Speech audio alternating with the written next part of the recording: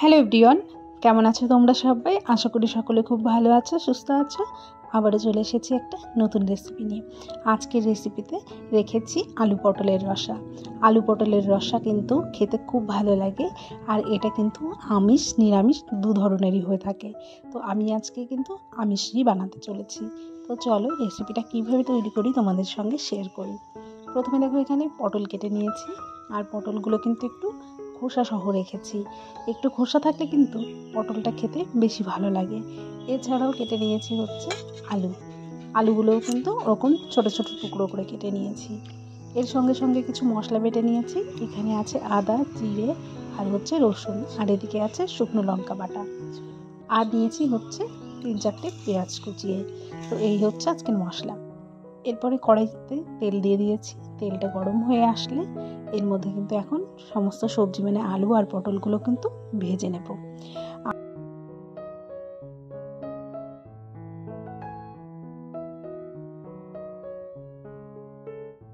প্রথমে কিন্তু আলুর টুকরোগুলোকে ভেজে নেব। তো আলুগুলোকে এখন সুন্দর করে ভেজে নেব। তোমরা চাইলে আলুগুলো কিন্তু একটুখানি বয়েল করে নিয়ে তারপরেও ভেজে নিতে পারো। এইভাবে করলেও কিন্তু খুব সুন্দর লাগে।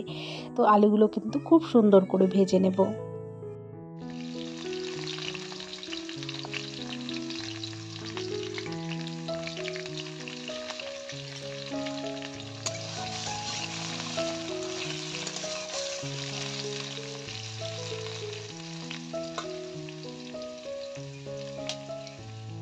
এরপরে কিন্তু আলুগুলো খুব সুন্দর করে ভেজে নিয়েছি, একদম দেখো লাল লাল করে ভেজে নিয়েছি। তো আলুগুলো এখন আমি এক এক করে তুলে নেব। আর একটা কথা বলার ছিল বন্ধুরা, তোমরা কিন্তু অনেকেই ভিডিও সম্পূর্ণ দেখো না, একটুখানি দেখেই কিন্তু ছেড়ে দাও বা একটুখানি দেখে তারপরে বেরিয়ে যাও। এইভাবে এরকম করবে না।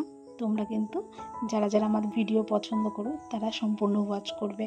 সম্পূর্ণ ওয়াচ না করলে কিন্তু আমার চ্যানেলে প্রবলেম হবে। তো তার জন্য তোমরা একটু কষ্ট করে ভিডিওটা সম্পূর্ণ দেখে নিও। আশা করি কিছু কিছু ভিডিও এমনও হতে পারে যে তোমাদের পছন্দ হতে পারে, এমন সময় অনেক ভিডিওও হতে পারে যেটা তোমাদের অপছন্দও হতে পারে, কিন্তু সেটাও কিন্তু কমেন্ট করে জানাতে পারো তোমরা।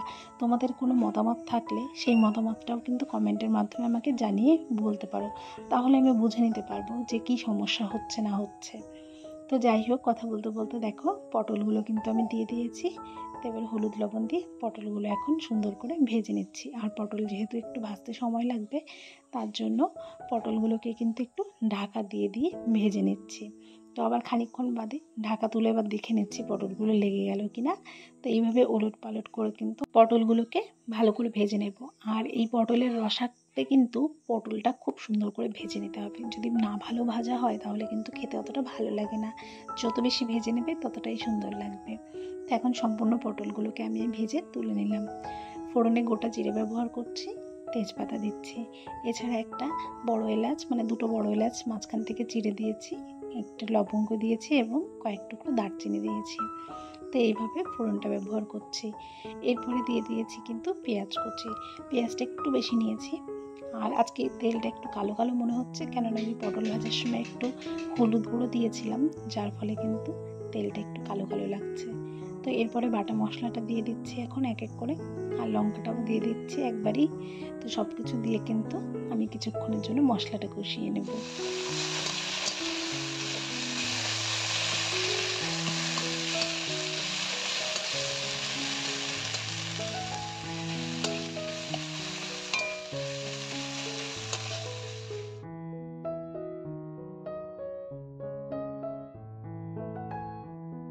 বাটি ধুয়ে একটু জল দিয়ে দিলাম। এর ফলে কি হবে, মশলাটা কষা হবে ভালো, আর ওই মশলাটা কিন্তু কড়াইয়ের গায়ে লেগে যাবে না। লেগে গেলে কিন্তু পুড়ে যাওয়ার ভাব থাকবে, তো সেটা হবে না। তো এর মধ্যে লবণ আর হলুদ গুঁড়ো দিয়ে দিলাম।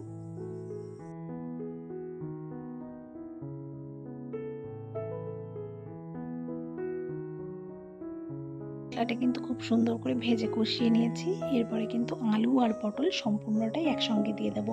এটাও কিন্তু ভালো করে কষিয়ে নেব ওই মশলার সঙ্গে।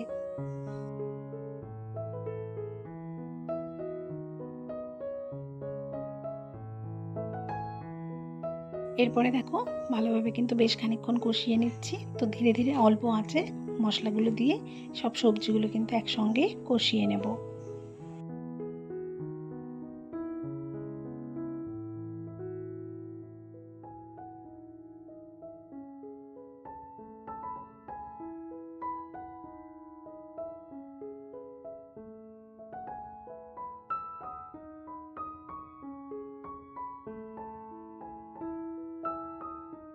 আলু আর পটল কিন্তু সুন্দর করে কষিয়ে নিয়েছি সব মশলার সঙ্গে। এবার ঝোলের জন্য একটু জল দিয়ে দিলাম, বেশি একটা জল দেবো না, কেননা আগে থেকে কিন্তু সমস্ত সবজি আমার ভালো করে সেদ্ধ হয়েই গেছে ভাজার জন্য। তো এখন যেহেতু গ্রেভির জন্য যেটুকু ঝোল প্রয়োজন সেরকম মাপের জল দিয়ে দিয়েছি। তো এখন গ্রেভিটাকে কিছুক্ষণের জন্য ফুটতে দিই।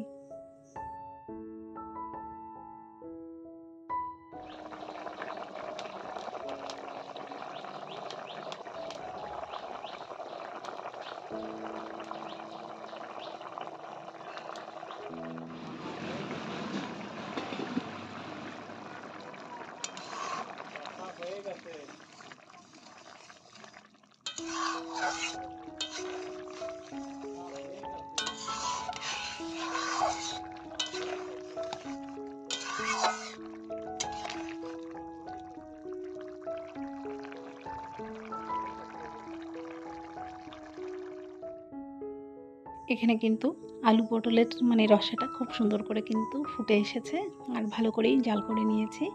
এরপরে দেখো একটু ঘনত্ব যাতে বেশি হয় তার জন্য কয়েকটা আলু থেতো করে দিয়ে দেবো এর মধ্যে, ওই খুন্তির সাহায্যে আলুটা ঘেটে দিয়ে দেবো, তাহলে কিন্তু গ্রেভিটা একটু ঘন ঘন লাগবে।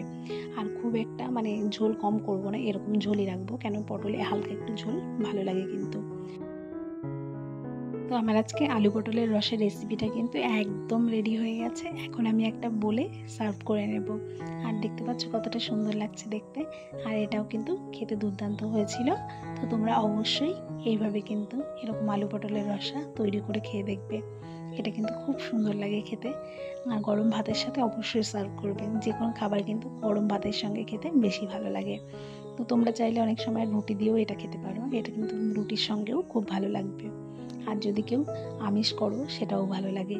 আর এর মধ্যে যদি একটুখানি চিংড়ি মাছ দিয়ে দাও তাহলে কিন্তু একদম পটল চিংড়ি তৈরি হয়ে যাবে। তো একই ওয়েতে কিন্তু পটল চিংড়িটাও রান্না হয়ে যাবে।